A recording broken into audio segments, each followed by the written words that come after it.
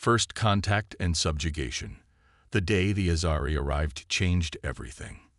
Their ships appeared without warning, massive vessels that blocked out the sun as they descended through Earth's atmosphere. They were beautiful in their terrible perfection, gleaming structures of an alloy humanity had never seen, emanating a soft blue glow that pulsed like a heartbeat. Commander Maya Chen stood on the roof of the United Earth Defense Headquarters in New Geneva, watching as the flagship settled above the city. The wind whipped her dark hair across her face as she squinted against the brightness. 20 years in Earth's defense forces hadn't prepared her for this moment. Commander, her second-in-command, Lieutenant Raj Patel, called through her comm. They're broadcasting on all frequencies. The voice that filled Earth's communication systems was melodious yet cold, translated flawlessly into every human language simultaneously. People of Earth, we are the Azari.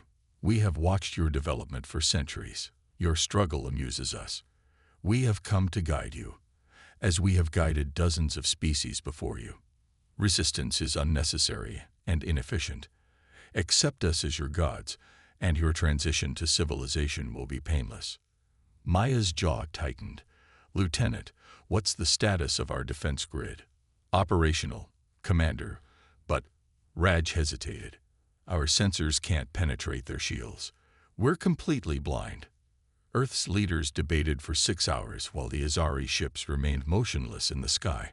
The decision to demonstrate Earth's sovereignty came in the form of a warning shot, a precision-guided missile that detonated harmlessly against the flagship's shields. The response was immediate and devastating. A pulse of energy surged from the Azari vessels, neutralizing every electronic system on Earth's surface. Defense networks, power grids, communication systems, all went dark in an instant. Only the most hardened military installations retained any functionality. They disabled everything without causing a single human casualty. Maya observed, standing in the emergency-lit war room. That's not mercy. That's a demonstration. Admiral Harrison nodded grimly. They want us intact. Functional. This isn't an extermination. It's a subjugation. Within a week, the Azari had established control centers in major cities worldwide. Humans who approached them were treated to lectures on their own inadequacy, their primitive technology, their inefficient social structures, their charming but limited understanding of the universe.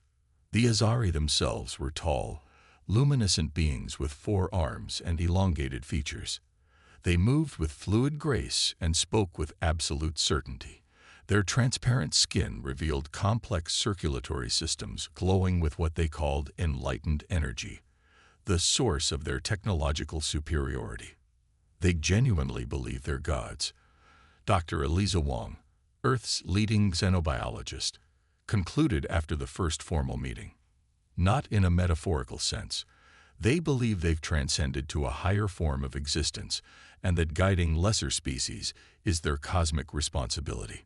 3 months after their arrival, Maya found herself leading what remained of Earth's military resistance. Operating from a network of underground bunkers, they watched as the Azari began reorganizing human society, efficiently, bloodlessly, and completely against humanity's will. They're building something near the old CERN facility, Raj reported, displaying reconnaissance footage on a battered tablet. Energy readings are off the charts. Maya studied the images. It's a node for their planetary control network. They're establishing these at points of scientific significance worldwide. Dr. Wong pointed to unusual patterns in the energy readings. There's something curious about their technology. It's advanced beyond our understanding. But it's also homogeneous, standardized, like they found a single solution and applied it universally. That could be a weakness, Maya mused. Systems without redundancy or diversity are vulnerable to single points of failure. That night, Maya led a small team to install passive sensors near the CERN facility. They watched from a distance as Azari engineers worked with mathematical precision, their movements synchronized like a complex dance. They really do move like gods, whispered Corporal Zhang, one of Maya's youngest recruits. How are we supposed to fight that? Gods don't make mistakes, Maya replied. But these beings will. We just need to find the pattern. The breakthrough came when an Azari transport crashed during an electrical storm in the Andes. Dr. Wang's team reached the site before the Azari recovery teams, extracting crucial components for study. It's their energy system, Wang explained a week later, her eyes bright with discovery. What they call enlightened energy. It's a form of quantum entanglement on a massive scale. Their entire civilization operates on it. And, Maya pressed, and it has a fundamental flaw. The Azari achieve mastery over the quantum realm by standardizing it, forcing quantum particles to behave predictably. It's why their technology seems magical to us. But in doing so, they've made themselves vulnerable to quantum decoherence on a specific frequency. Admiral Harrison looked skeptical. You're saying we can disrupt their technology with what exactly? With chaos, Wang replied. Pure, unpredictable quantum noise. Something their standardized systems can't process. We can build devices to generate it, but to be effective, we'd need to deploy them at multiple nodes simultaneously. Maya nodded, already formulating a plan. Then that's what we'll do. We'll show these gods that humans don't bow so easily. As the Resistance prepared their countermeasure, the Azari continued reshaping Earth. They established enlightenment centers, where humans were taught Azari philosophy and science, always with the condescending tone of adults teaching children. Those who excelled were rewarded with positions as assistants. Those who resisted were simply excluded from the new society forming around them. 6 months into the occupation, Maya's network of resistance cells stretched across all continents.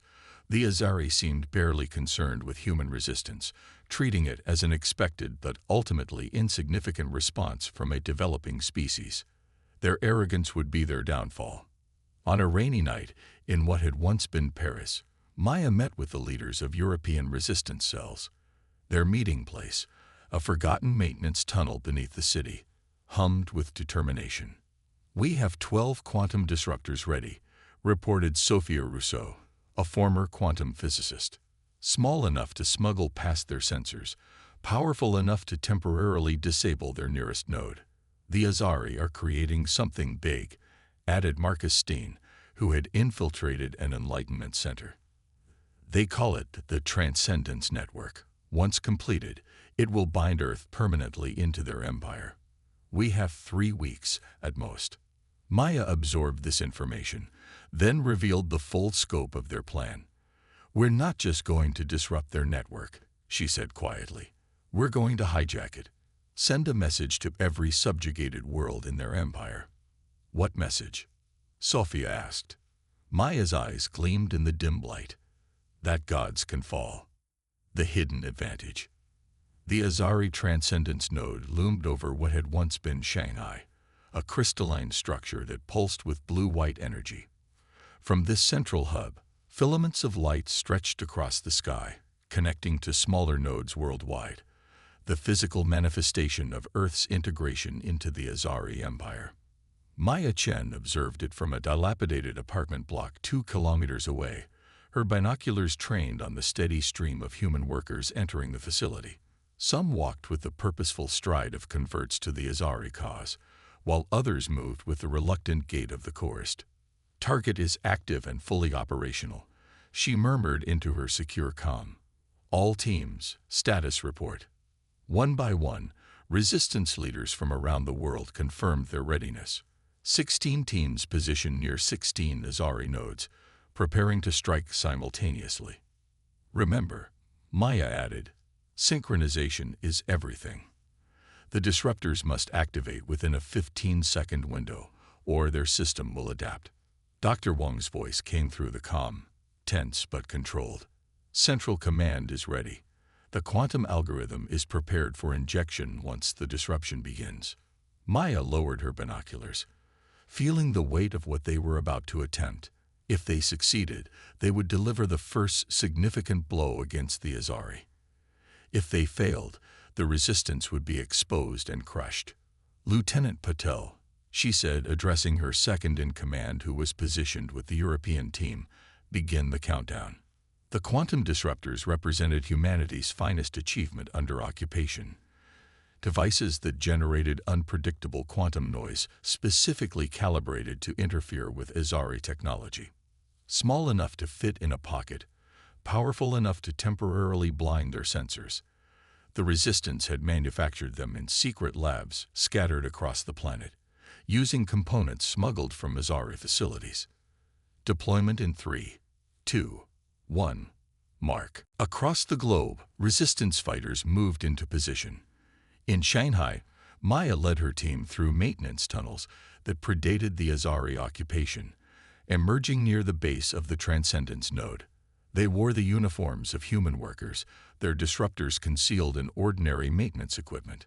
An Azari guard, tall, luminescent, four-armed, observed them with casual disinterest as they approached the security checkpoint. These lesser beings posed no threat. Their primitive technology was incapable of harming advanced Azari systems. Maya felt a grim satisfaction at their overconfidence. 50 seconds to synchronization. Raj's voice whispered through her hidden earpiece. The Azari guard waved them through after a cursory scan. Maya's team split up, moving to designated positions around the node's central chamber, a vast space dominated by a column of pulsing blue energy that rose from floor to ceiling. 30 seconds. Maya positioned herself near a maintenance panel, her fingers finding the disruptor in her pocket. Around her, human workers moved about their assigned tasks under the watchful eyes of Azari supervisors. 10 seconds. She took a deep breath. 5, 4, 3, 2, 1. Activate. Maya pressed the activation sequence on her disruptor. Nothing visibly changed. The device's effects were invisible to the human eye. But the result was immediate. The nearest Azari supervisor staggered, their luminescent skin flickering as their internal energy systems encountered quantum interference. Throughout the chamber, other Azari reacted similarly, their movements becoming jerky and uncoordinated. The central energy column fluctuated, its steady pulse becoming erratic. Disruptors active, Maya reported. All teams, proceed to Phase 2. Phase 2 was the true gamble. While the Azari were disoriented, specially trained Resistance members moved to access terminals throughout the node. They had precisely 90 seconds before the Azari systems would adapt to the quantum disruption. In the central chamber, Maya reached the main control interface, a crystalline surface responsive to both touch and thought. She placed a small device against it, uploading Dr. Wang's algorithm directly into the node's processing core. Central upload initiated, she reported. Status of other nodes. The responses came in rapid succession. 14 confirmations, then 15. They'd waited for the 16th. Silence. European node, report, Maya demanded. More silence, then Raj's voice, tight with tension. European team compromised. Azari adapted faster than anticipated. They'd isolated the node. Maya's heart sank. Without all 16 nodes, the algorithm wouldn't propagate properly through the Azari network. The plan was failing. We need to abort. Admiral Harrison's voice cut in from Central Command. If they trace this back... Wait, Dr. Wang interrupted. The algorithm is adapting.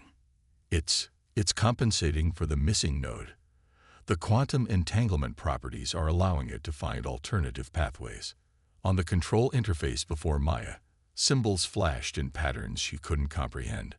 Azari code reconfiguring itself as Wang's algorithm wormed through their systems. It's working, Wang confirmed, her voice rising with excitement. The algorithm is propagating. 15 seconds until it reaches the Azari command network. Around Maya, the Azari were beginning to recover from the initial disruption. Their movements grew more coordinated, their attention focusing on the humans at the control interfaces. We need to extract, Maya ordered. All teams, fall back to rendezvous points. Mission accomplished. As her team retreated, Maya glimpsed the central energy column, shifting from blue to a vibrant purple, the visual manifestation of Wong's algorithm taking hold. For a moment, triumph surged through her. Then the alarms began.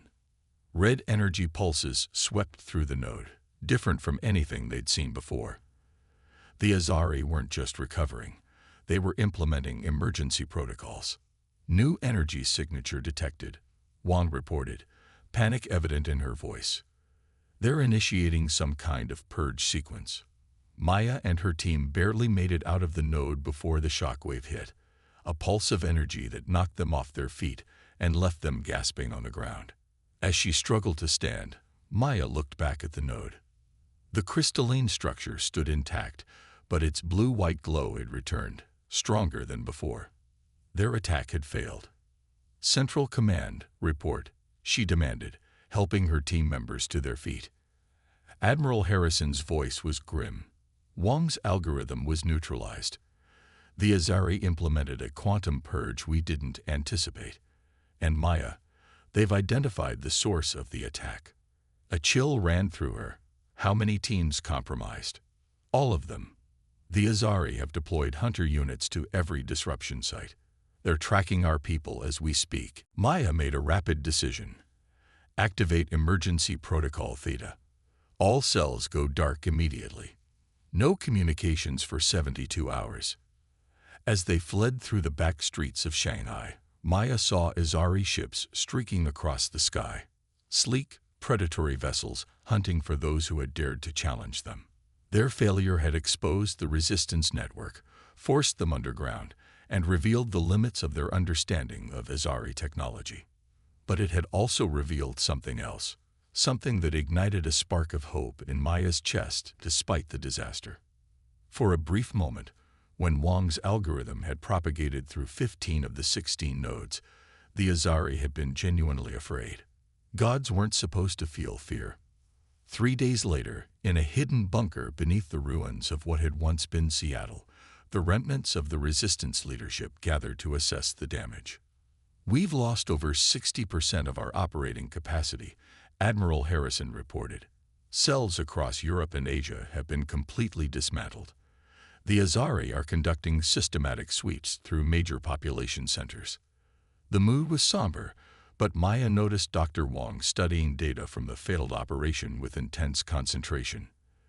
"They anticipated our attack," Raj observed bitterly. "They were ready for us."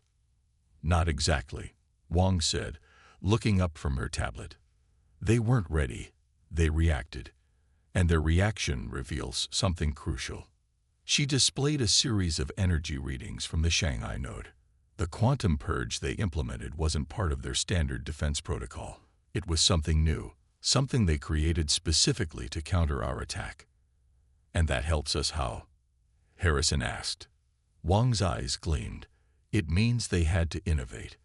The Azari, for all their talk of godhood, had to adapt to a threat they never expected. Don't you see? Their technology isn't fundamentally superior. It's just millennia ahead of ours. But they've grown complacent in that superiority. So we pushed them to adapt again," Maya said, understanding dawning. "Force them to keep changing their systems." "Exactly. Each adaptation introduces new variables, new potential weaknesses. And there's something else." Wong hesitated. "During the brief period when our algorithm was propagating, it accessed part of their command network. We received fragments of data before the connection was severed. We're not alone in this fight." She displayed a star map with dozens of worlds highlighted. "These are all planets under Azari control. And on at least 7 of them, there are active resistance movements, other species fighting back, just like we are." Maya studied the map, a plan already forming in her mind. "Then we need to contact them. If we can coordinate, the Azari would never expect cooperation between lesser species." Raj finished, the first hint of a smile touching his face. 3 weeks later, as the Azari tightened their grip on Earth, a small stealth vessel slipped past their orbital patrols. Aboard were Maya, Wong, and a small team of specialists, embarking on humanity's first interstellar mission with a stolen Azari drive. Their destination, Proxima Centauri, and the subjugated world of Thalassa. Their mission: to form the first alliance against the false gods. Humanity's triumph. The oceans of Thalassa stretched to the horizon, broken only by rocky archipelagos and the occasional gleaming spire of Azari architecture. From their hidden landing site in a remote island chain, Maya Chen and her team observed the nearest Azari control center, a floating citadel that hovered above the planet's largest ocean. "Beautiful world," Dr. Wong murmured, adjusting the sensitivity of her scanning equipment. "The Thalassans are amphibious, capable of breathing both air and water. Their civilization developed primarily underwater. And now they serve the Azari like we do," Maya replied, studying the steady stream of native workers entering the floating citadel. The Thalassans were sleek, blue-skinned beings with webbed hands and large, expressive eyes that now looked dull and resigned as they moved about their assigned tasks. After 3 days of observation, Maya's team made contact with the local resistance, a small but determined group led by Naira, a former Thalassan scientist. The meeting took place in an underwater cavern, accessible only through a narrow channel that the Azari sensors couldn't penetrate. "You came in an Azari vessel," Naira said, her large eyes studying Maya with cautious hope. "How?" "We stole it," Maya replied simply, "and modified it to mask its energy signature." Naira made a sound that might have been a laugh. The gods did not predict such boldness from primitives. The exchange of information that followed revealed a pattern consistent across all Azari-controlled worlds. The gods arrived, demonstrated their superior technology, and established control networks to reshape societies in their image. Any resistance was met with precise, targeted suppression rather than wholesale destruction. "They need us," Wong realized. "All of us, humans, Thalassans, every species they subjugate. They need our labor, our resources, perhaps even our diversity." Over the next month, using the stolen Azari vessel, Maya's team visited 5 more worlds in the local cluster. On each planet, they found resistance movements and shared what they had learned about the Azari's quantum technology, about their standardized systems, about their reluctance to destroy what they conquered. Most importantly, they established a secure communication network using modified Azari technology, allowing the scattered resistance movements to coordinate for the first time. "We call it the Liberation Mesh," Maya explained to Admiral Harrison during a brief encrypted communication back to Earth. "Each resistance cell serves as a node. If one goes down, the others adapt and maintain connection." "Ironic," Harrison replied, his image flickering with interference. "We're using their own network principles against them. With one crucial difference: our network embraces chaos and diversity. The Azari fear what they cannot standardize." 6 months into their interstellar mission, with the Liberation Mesh growing steadily across 23 worlds, Maya's team returned to Earth with representatives from 7 alien species, a council of resistance united against their common oppressor. Earth had changed in their absence. The Azari had accelerated their Enlightenment program, establishing massive indoctrination centers where humans were taught to worship Azari perfection. Those who embraced these teachings were rewarded with enhanced status. Those who resisted were relegated to labor pools. But the resistance had changed too. Under Harrison's leadership, they had shifted from direct confrontation to a strategy of subtle sabotage, introducing small errors into Azari systems, creating inefficiencies that the gods couldn't trace to any single source. "We're forcing them to constantly maintain and repair," Harrison explained during the Council's first meeting in a hidden facility beneath the Antarctic ice shelf. "Every system requires attention. They're stretched thinner than they appear." Xantar, a crystalline being from a silicon-based world called Lithios, projected data showing similar patterns across multiple planets. "The Azari Empire has expanded too far, too quickly. They rely on their technology to maintain control, but that technology requires constant adjustment when faced with unpredictability. We've analyzed the fragments of their command network that Dr. Wong accessed, added Krivak, an insectoid strategist from Arthros. Their entire empire operates on strict hierarchical principles, each level reporting upward, with final authority residing in their homeworld. Maya studied the galactic map showing the extent of Azari control, hundreds of worlds spanning 3 spiral arms of the galaxy. Cut off the head, she mused, and the body fails. Their homeworld is beyond our reach, Nayara cautioned. Protected by defenses we cannot hope to penetrate. We don't need to reach their homeworld, Maya said, a plan crystallizing in her mind. We just need to sever its connection to the rest of the empire. Dr. Wong understood immediately. The quantum entanglement network. If we could disrupt it at a large enough scale. Not disrupt, Maya corrected. Replace. We tried disruption. It failed. But what if we could inject our own pattern into their network? Not to destroy it, but to transform it. The Council spent 3 weeks developing what they called the Liberation Protocol, an algorithm that would use the Azari's own quantum entanglement network to establish a new decentralized system of governance. Unlike their previous attempt, this wouldn't be a direct attack on Azari technology, but rather a fundamental restructuring of how it operated. The key insight, Wong explained to the gathered representatives, is that the Azari have designed their entire civilization around hierarchy and standardization. Their quantum network enforces this structure. Every node reports upward, with their homeworld at the apex. But quantum entanglement doesn't inherently require hierarchy. That's just how they've implemented it. Our algorithm will rewrite the operational parameters, added Lithian, a mathematical savant from Calculex, transforming their hierarchical network into a distributed one where all nodes have equal authority. In simpler terms, Maya translated for those less technically inclined, we're turning their empire of control into a democracy of worlds. The plan required simultaneous action across all Azari-controlled planets, a level of coordination previously unimaginable. But the Liberation Mesh made it possible. Each resistance movement would target their local transcendence node at precisely the same moment. Uploading the Liberation Protocol, while a specially designed quantum shield prevented the Azari homeworld from implementing another purge. They believed themselves to be gods, Maya told the Council as they finalized their preparations. Gods don't plan for obsolescence.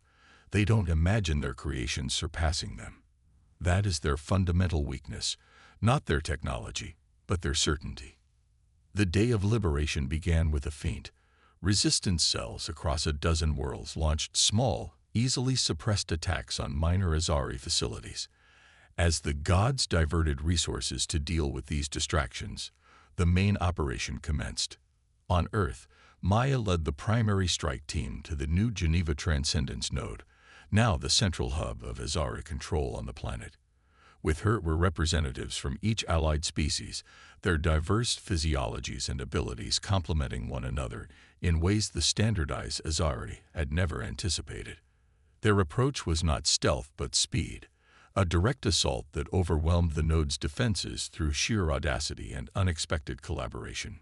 Krivak's acid neutralized Azari energy barriers. Nayara's aquatic abilities allowed access through cooling systems. Xantar's crystalline form absorbed and redirected energy weapons. And at the center of it all was humanity's contribution. Adaptability, the willingness to embrace chaos and uncertainty as strengths rather than weaknesses. When they reached the node's core, the Azari Overseer, a being of such luminescence that looking directly at it was painful, addressed them with the familiar condescension of a disappointed deity. Such primitive desperation, it intoned, its 4 arms gesturing dismissively. Your species were chosen for enlightenment, yet you cling to your imperfections. We're not here to be perfected, Maya replied, as Wong and Lithian worked rapidly to interface with the node systems. We're here to teach you something about imperfection. The Overseer's luminescence pulsed with what might have been amusement. What could gods learn from the unenlightened? That godhood is a dead end, Maya said. Evolution requires adaptation. Adaptation requires change. Change requires imperfection. In making yourselves Perfect. You've engineered your own stagnation. Behind her, Wang's voice came urgent but controlled. Upload complete. Liberation protocol initiating. The energy column at the node's center shifted, not the violent fluctuation of their previous attempt, but a smooth transition from blue-white to a spectrum of colors, each flowing into the next in an ever-changing pattern. Across the galaxy, on every world under Azari control, identical transformations occurred simultaneously. The quantum entanglement network that had bound the Empire together didn't collapse. It evolved, restructuring itself according to principles of distributed authority rather than centralized control. The Overseer staggered, its luminescence flickering as the familiar hierarchical signals from the Azari homeworld vanished, replaced by the chaotic chorus of thousands of worlds speaking as equals. What? What have you done? It demanded, its godlike composure cracking. Created something better than gods, Maya answered. A community. In the days that followed, the Azari Empire transformed. Without the controlling influence from their homeworld, many Azari experienced genuine uncertainty for the first time in millennia. Some responded with hostility, attempting to reassert control through force. Others, particularly younger Azari who had directly overseen lesser species, showed surprising adaptability, even curiosity about the new order emerging around them.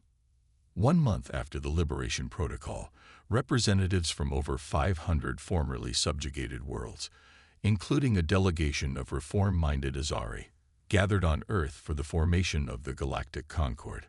The principles were simple. Technological knowledge would be freely shared, cultural diversity would be preserved and celebrated, and no species would claim inherent superiority over another. Maya Chen, appointed as Earth's first representative to the Concord, addressed the historic gathering from a podium, where humans stood alongside beings of wildly different biologies and evolutionary histories. The Azari believed that perfection meant standardization, that advancement required replacing diversity with uniformity.